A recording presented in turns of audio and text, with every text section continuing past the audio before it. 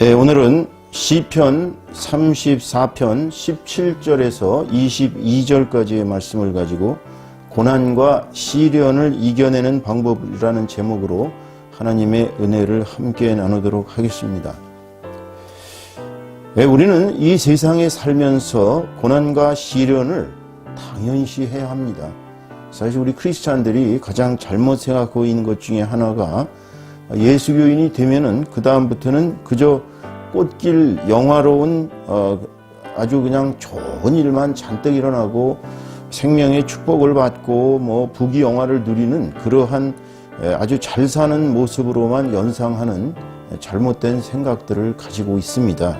그러나 크리스찬이 되었다 그래서 우리 인생에서 고난과 시련이 당장 사라지는 것이 아니라는 점을 잘 아셔야 합니다. 왜냐하면 우리들은 온실 속에서 자라는 화초가 아닙니다. 여러분도 알다시피 온실 속에서 자라는 화초는 생명력이 굉장히 약하죠. 우리는 차라리 이 폭풍우가 휘몰아치는 광야에서 꿋꿋하게 자라는 우람한 거목인 것입니다.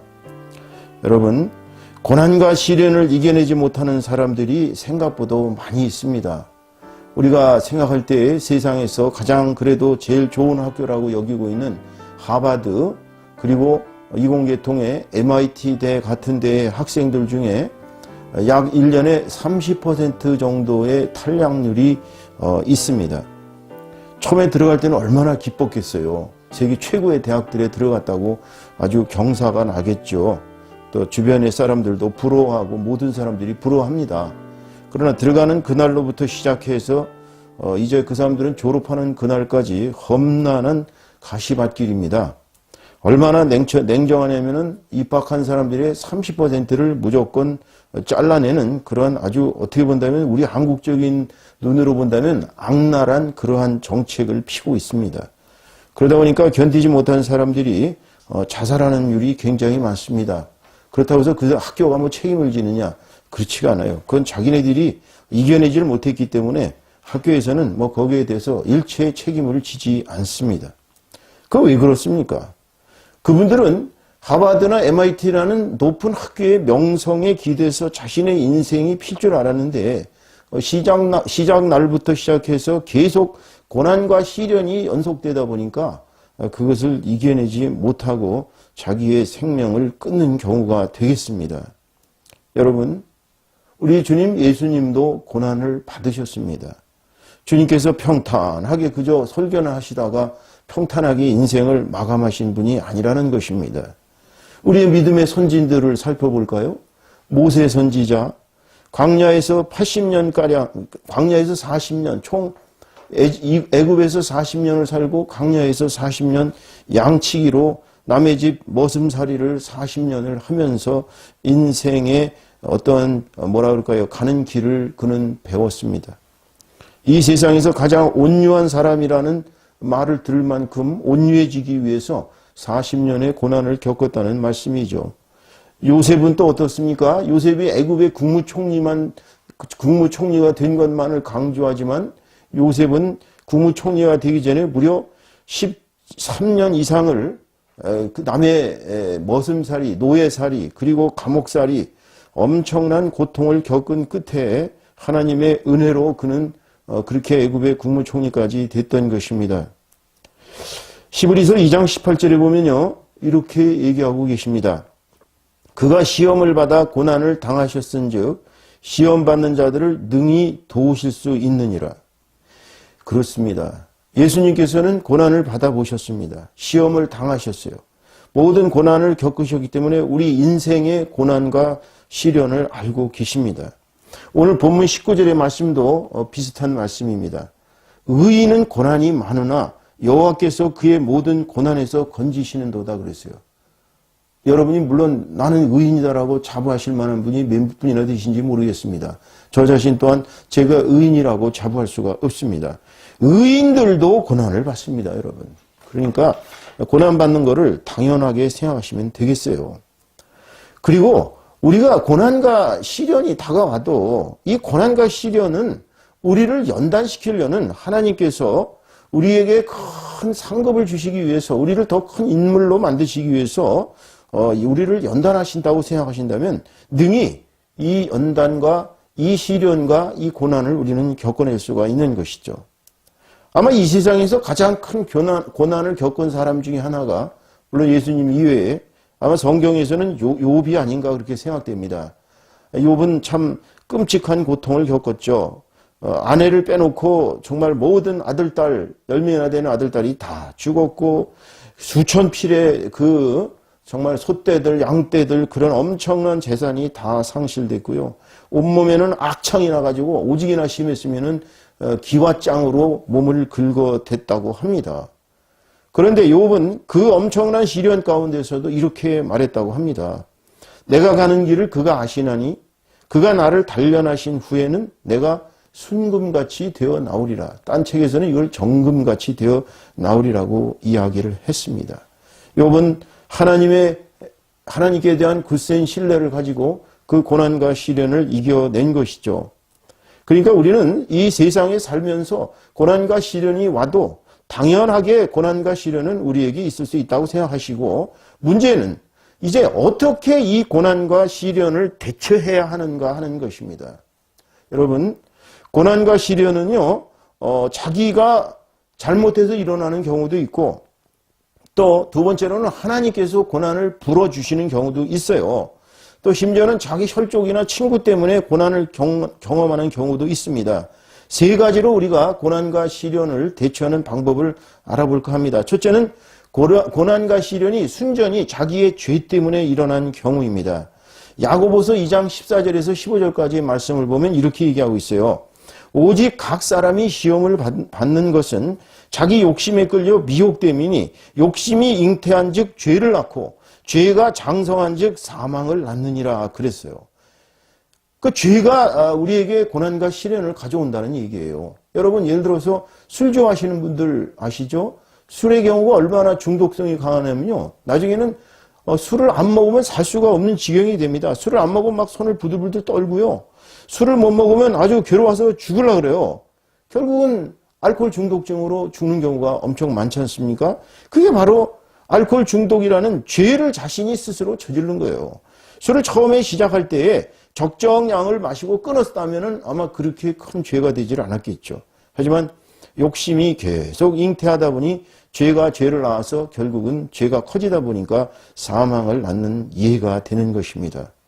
자, 이런 사람들은 자기가 죄를 져서 이렇게 됐다, 자기가 그렇게 생각이 든다면 우선 철저한 회개를 하셔야 됩니다. 회개를 하는 것이, 나 회개했습니다, 주님, 저 이제 용서해 주세요, 그게 안 돼요. 우리 생각엔 그저 회개하면 끝나는 것 같지만 그렇지가 않습니다. 회개를 해도 주님께 자기 죄를 용서받아야 합니다. 어떤 분들은 아이고, 내가 모든 죄를 일주일 내내 잘못 저질렀지만 내가 교회 가기 전에 이제 깨끗이 샤워하고 그리고 내 죄를 내가 다 회개했으니까 나는 교회에 가서 다시 축복을 받으면 된다, 이렇게 생각하는 분들이 계십니다. 그거는 진정한 의미의 회개가 아니에요. 자, 내가 어떤 죄를 지었는지 우선 10계명을 살펴보세요. 10가지의 10계명 중에 어떤 계명을 어겼는가. 두 번째로 주님이 주신 3계명, 너희는 서로 사랑하라. 이것이 바로 내가 너희에게 주는 새 계명이니라. 서로 사랑하지 못한 죄가 혹시 있나 한번 찾아보세요. 주님이 산상수훈에서부터 시작해서 수많은 가르침을 우리에게 베푸셨습니다. 또 사도들이 우리에게 엄청나게 좋은 말씀들을 많이 해주셔서 우리가 죄를 짓지 못하게 그렇게 가르치셨어요. 이러한 성경 말씀에 우리가 혹시라도 위배한 것이 있는지를 파악을 하셔야 합니다. 아마 노트에 적는 게 더 좋은 분도 있을 거예요. 아마 내가 지금 병이 들었다, 내가 예를 들어가지고 내가 어디가 잘못됐다, 그럼 내가 무슨 죄를 지었을까 하고 한 가지씩 찾아보는 거예요. 그래서 찾아본 다음에 우선 입술로 주님께 통회에 참회를 해야 합니다. 이 통회에 참회라는 건 지난 시간에도 말씀드렸다시피 가슴을 찢으면서 자신의 죄를 너무나도 끔찍하게 여겨서 통곡을 하면서 후회를 하면서 다시는 죄를 짓지 않겠다고 하나님 앞에 서원하면서 그렇게 죄를 회개하는 것, 그것이 통회의 참회예요. 그럼 어떻게 될까요? 주님께서 음성을 주십니다.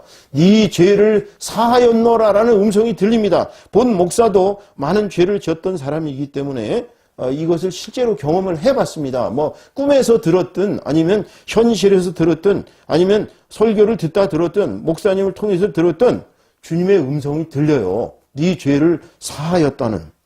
두 번째로는 설령 주님의 음성이 안 들리더라도요, 성령께서 내가 네 죄를 사했다라는 취지에서 마음에 강한 확신을 주시고 마음이 뜨거워지고 내 마음이 홀가분해지고 죄를 사했다는 확신이 들어가는 그러한 경우가 있습니다, 여러분. 이게 바로 주님한테 용서를 받은 케이스예요. 이런 사람들은 일단 그 전죄는 용서받은 것입니다.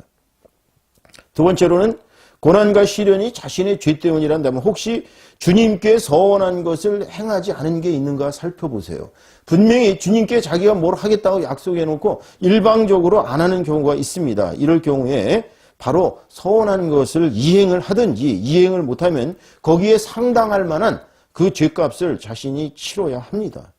그리고 자기 영혼을 미쁘신 창조주께 의뢰하라고 이렇게 베드로전서 4장 19절의 말씀에서는 사도께서 우리에게 그렇게 권유하고 계십니다. 서원한 것을 행하고 여기까지는 이제 우리가 당연히 해야 될 일입니다. 그러나 우리가 자기 영혼을 미쁘신 창조주께 의탁하기 전에 먼저 선을 행하는 것이에요. 자기 죄를 예를 들어 가지고 뭐 더 좋은 일로다가 사람들한테 가서 예를 들어 갖고 우리 삭개오처럼 삭개오가 대표적인 예죠. 자기가 로마의 앞잡이로서 수많은 사람들을 괴롭혀서 세금을 많이 뜯었어요. 그런데 자기가 토색질한 것이 있으면 4배나 갚겠다고 주님 앞에서 서원을 했죠. 그게 구약 성경에 나오는 가르침이거든요. 네가 남의 것을 빼앗았으면 4배로 갖다 갚으라고. 자, 그런데 이 고난과 시련이 이렇게 자신의 죄는 하나도 없는데 욥의 경우가 대표적인 예죠. 욥의 경우는 아무 자신의 죄가 없었어요, 사실은. 그렇다고 뭐 교만하게 자기가 의인이다라고 주장한 것도 없었는데 그런데도 불구하고 고난과 시련이 찾아오는 경우가 있습니다. 이것은 하나님의 뜻일 경우예요. 이 경우는요, 무조건 하나님께서 자신을 택정하셨다는 걸 기쁘고 감사하게 생각해야 해요. 이게 무슨 얘기냐면은 하나님께서는 종을 큰 도구로 쓰시기 위해서는 이제 어느 정도 이제 긴장이 풀리는 단계, 사실 우리가 하나님의 은총을 너무 많이 받다 보면요, 이제 자꾸 마음이 해이해집니다. 이제 해이해져갖고 하나님은 나를 너무 사랑하는 것 같아. 그러면서 이제 조금씩 마음속에 교만의 뿌리가 저 밑에서 잠복해 있던 교만의 뿌리가 조금씩 자라요. 자라다 보면 나중에는 사람들을 대할 때도 겸손하게 이렇게 절을 하는 것이 아니라 교만해지기 시작합니다. 그래서 머리를 쳐들고 자신이 마치 무슨 대단한 사람인 것처럼 착각을 하고 막 그렇게 살아갑니다.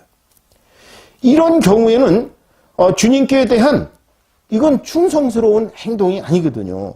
이럴 때는 어떻게 해야 돼요? 이것을 꿋꿋하게 이겨내야 합니다.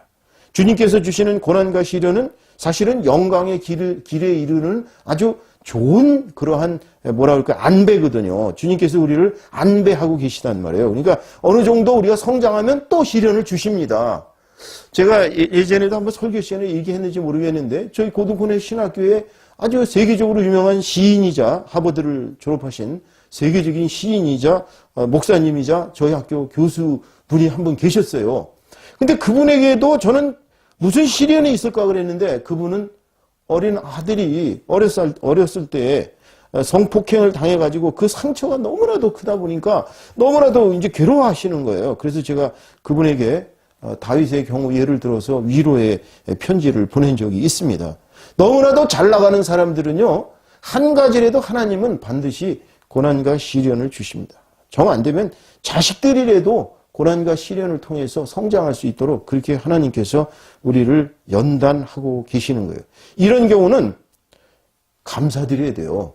감사드리고 우리가 기도해야 됩니다. 감사합니다 하고 기도해야 되죠. 그리고 하나님을 찬송하고 말씀을 깊이 새기면서 기도와 전도 및 선교 이런 아주 주님의 일에 더욱 매진하는 거예요. 그러니까 더 고난받을 때는 고난과 시련 받아갖고, 예를 들어갖고 이제 그런 경우죠. 제가 아는 어느, 여자 목사님인데요. 저희 교회를 많이 도우신 분입니다.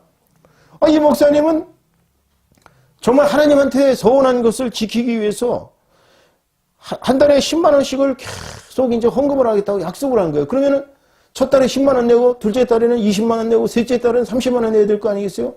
그 마지막 달 되니까 120만 원이 되더라는 거예요. 근데 하필이면 딱 120만 원밖에 돈이 없는 거예요. 근데 이 돈을 내고 나면 그다음부터는 밥을 굶어야 되는 그러한 아주 위난한 지경에까지 처했습니다. 근데 그분은 어떻게 했어요? 이 120만 원을 자기 약속한 대로 그대로 헌금을 주님한테 했다고 합니다. 아니, 그랬더니 그 다음날 미국에서 전화가 가지고 교회에 3천만 원을 개척자금으로 헌금을 하겠다는 겁니다. 그래가지고 모든 앰프서부터 시작해서 강대상 모든 책상할 것 없이 교회를 개척하시는데 거의 억대의 돈이 외부에서 들어와가지고 그분들은 물질의 축복을 받아갖고 교회를 개척하셔서 지금도 열심히 하고 계셔요. 목사님, 여자 목사님 빼놓고 남편 목사님도 목사님이신데, 아니, 그분도 전도의 왕이에요. 또 엄청 전도를 다니시더라고요.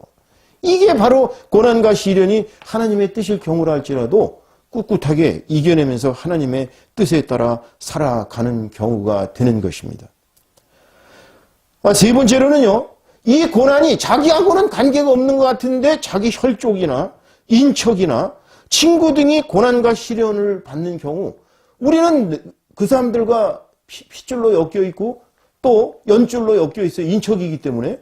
또 친구가 지금 고난받고 있는데 친구는 내버려 두고 자기 혼자 즐겁게 탱자탱자 할 수 없는 거 아니겠어요? 그렇다면 이런 경우는 어떻게 해야 되느냐? 이런 경우는요, 우리가 왜 그들에게 이런 비극이 일어났는지를 잘 살펴야 됩니다. 첫 번째. 근데 대부분이 이런 비극이 일어난 경우는 지금 먼저 얘기한 첫 번째 고난과 시련, 즉 자신의 죄 때문에 일어난 경우가 있고요.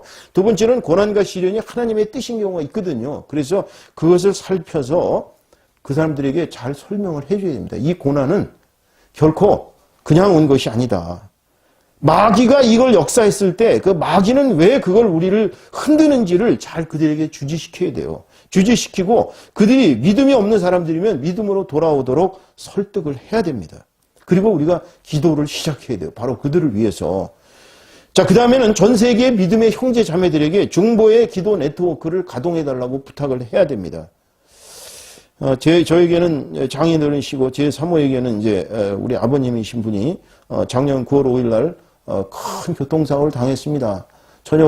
수요 저녁 예배 다녀오시다가 약간 언덕에서 서 계셨는데 큰 니로 스포츠 유틸리티가 와서 그분을 치셔가지고 전치 그야말로 전치 6개월은 넘는데 엄청난 고통, 의식도 잃어버리시고 40일간을 의식도 불명이고 살아나는 것도 기적인 그러한 경험을 했어요. 지금도 완벽하게 치유가 되지 않으셨습니다. 제가 그날로부터 시작해서 교통사고를 들은 날로부터 시작해서 우리 사모와 그 명악산, 그 연풍리의 명악산에를 새벽 4시에 일어나서 거기를 올라가가지고 정말 눈물의 중보기도를 드리기 시작하면서 제가 바로 전 세계에 있는 친구들, 형제들에게 중보기도 해달라고 요청을 했습니다. 그들이 막 수십 명이 중보기도 하겠다고 그렇게 약속을 했어요. 40일간을 정말 뜨겁게 기도를 했더니 40일 지나서 의식이 돌아오셨습니다. 할렐루야. 정말 이 중보기도의 그 위력이 대단하더라고요. 그래서 저는 그분이 반드시 일어난다는 확신을 가지고 계속 중보기도 해달라고 요청을 했고 또 저희 가족들이 지금도 계속 기도를 하고 있습니다. 마귀들은 성도들의 이 네트워크 기도, 즉 중보기도를 제일 싫어합니다. 우리가 주님한테 기도하면요, 마귀들이 범접을 하지 못합니다. 그렇기 때문에 이러한 경우 자기 혈족이나 인척이나 친구들이 고난과 시련을 당하는 경우 우리가 중보의 기도 네트워크를 형성해서 그들을 위해 기도를 해 주셔야 하는 것입니다. 그리고 그들이 고통에서 벗어나도록 우리가 그들을 힘껏 도와야 돼요. 마음을 가지고 끝내는 것이 아니라 물질이 있으면 물질을 가서 돕고 또 우리가 시간이 있으면 시간을 투자해서 돕고 우리가 지식이 있으면 지혜와 지식으로 가서 그들을 돕고 계속 도와야 돼요. 말로만 돕는 것은 아무 소용이 없습니다, 여러분. 그리고 그들과 함께 울고 웃는 정말 예수님의 마음으로다가 그들을 섬겨야 됩니다. 그들에게 사랑을 보여줘야 돼요. 이것이 바로 자기 혈족이나 인척이나 친구 등의 고난과 시련을 받았을 때 우리가 취해야 될 케이스가 되는 것입니다. 자, 이렇게 고난과 시련을 대처하면은요, 이제는 그러면 고난과 시련을 이겨내는 방법론이 있어야 될 것 아니겠습니까? 뭐 여러분들 벌써 짐작하셨을 거예요. 모든 설교의 마지막 결론은 오직 예수밖에 없습니다. 여러분, 그걸 뭐 저도 지금 강조할 수밖에 없는데 조금 더 세밀하게 한번 방법을 찾아보도록 하겠습니다. 첫 번째로 우리가 고난과 시련을 당했을 때 이겨내는 길은 에레미야서 33장 3절에서 얘기하시는 대로 너는 내게 부르짖으라. 내가 내게 응답하겠고 네가 알지 못하는 크고 은밀한 일을 네게 보이리라 그러셨어요. 야, 이 얼마나 희망적입니까? 우리가 울부짖으면서 주님한테 기도했을 때 주님이 응답하시는 것입니다, 여러분. 할렐루야! 만약에 우리가 아무 빽이 없이 이 세상에서 정말 이런 시련을 당했고 고통을 당했는데 그냥 혼자서 뒤짐파듯이 과거나 회상하면서 우리가 아무런 대안도 없이 그저 매일매일 고통 속에서 나는 죽어야 돼 하고 그렇게 산다면 우리 얼마나 비참한 존재이겠어요. 그런데 우리는 너무나 행복한 존재예요. 우리 울부짖을 대상이 있다는 거 아닙니까? 응? 오늘 17절 말씀에 그렇지 않겠어요? 자, 17절 말씀을 제가 읽어드리겠습니다. 의인이 부르짖음에 여호와께서 들으시고 그들의 모든 환난에서 건지셨도다 그랬어요. 18절 보면 여호와는 마음이 상한 자를 가까이 하시고 중심으로 통회하는 자를 구원하시는도다 그랬거든요. 우리가 하나님께 울부짖을 때 하나님께서 우리에게 역사하는 줄로 믿습니다. 두 번째로는 어떻게 해야 됩니까? 담대해야 합니다. 고난과 시련을 이렇게 부딪히면 사람들이 우선 쫄아들어요. 아이고 이거 큰일 났구나. 이제 내가 어떻게 이걸 이겨내나. 내가 이걸 과연 이겨낼 힘이 있을까. 내가 이것을 과연 지면은 나는 어떻게 되나. 여러분 대학에 처음 입학했을 때 얼마나 즐거웠겠어요. 그런데 첫 번 시험 보고 나면 대부분이 경악합니다. A로 생각했는데 C가 나온다든지 B로 생각했는데 D가 나온다든지 이런 경우가 비일비재해요. 그러면 그 사람들은 그때서부터 담대해지지를 못하고 이제 아이고 나는 이제 망했다. 이렇게 하고서 그때서부터 실망하기 시작합니다. 이것은 예수님을 신뢰하면서 하는 공부가 아니에요. 우리가 요한복음 16장 33절의 말씀을 보시면 이것을 너희에게 이르는 것은 너희로 내 안에서 평안을 누리게 하려 함이라. 세상에서는 너희가 환난을 당하나 담대하라. 내가 세상을 이겼노라 그러셨어요. 여러분 이 세상의 어떤 어려움도 예수님께서 계시면 우리에게 해결할 수 있는 길을 열어주신다는 것을 믿으시기 바랍니다. 아멘? 예, 그렇습니다. 담대하셔야 됩니다. 굳세게 우리 뒤에는 예수께서 계시다는 거, 우리의 중보자이신 예수께서 우리를 철저하게 보호하시고 우리를 끝까지 당신의 길로 이끄신다는 것을 확신하고 믿음으로 나아가야 합니다. 그래서 환난 속에서도 우리는 즐거워하고 환난 속에서도 담대하고 환난 속에서도 오직 예수 이렇게 믿음으로 담대하게 나갈 수가 있는 것입니다. 마지막으로는 제일 어려운 길입니다. 이게 사실 우리가 모든 고난과 시련의 짐을 하나님께 온전히 맡겨야 되는데 이게 쉬운 일이 아닙니다. 시편 55편 22절에 이렇게 말씀하십니다. 네 짐을 온전히 여호와께 맡기라. 그가 너를 붙드시고 의인의 요동함을 영원히 허락하지 아니하시리로다. 오늘 본문 22절 말씀하고 똑같아요. 본문 22절 말씀 보실까요? 이렇게 얘기했어요. 여호와께서 그들의 종들의 영혼을 속량하시나니. 속량이라는 게 뭐예요? 죄를 다 해결해 주시고 여호와께서 그 영혼을 새로 사신다는 거예요. 여호와께서 우리들을 당신의 것으로 만드신다는 거예요. 그래서 그에게 피하는 자는 다 벌을 받지 아니하리로다. 예, 환난과 시련이라는 벌은 더 이상 없습니다. 만약 우리가 우리의 모든 고난과 시련의 짐을 하나님께 온전히 맡기고 담대하게 우리 예수 그리스도를 믿고 살아가시면 여러분이 이 세상에서 극복하지 못할 고난도 없고 극복하지 못할 시련도 없는 것입니다. 오늘 말씀의 결론을 맺습니다. 여러분 몸이 아프십니까? 여러분 지금 가정에 환난이 계십니까? 여러분 지금 학업에 고난이 계십니까? 여러분 사업이 잘 안 되십니까? 여러분 가족관계 때문에 고통당하십니까? 울부짖으면서 하나님께 기도하십시오. 그리고 담대하게 이 세상의 모든 고난과 역경을 이길 수 있다는 확신을 가지고 예수 그리스도께 나아가시는 저와 여러분 다 되시기를 주님의 이름으로 축원합니다.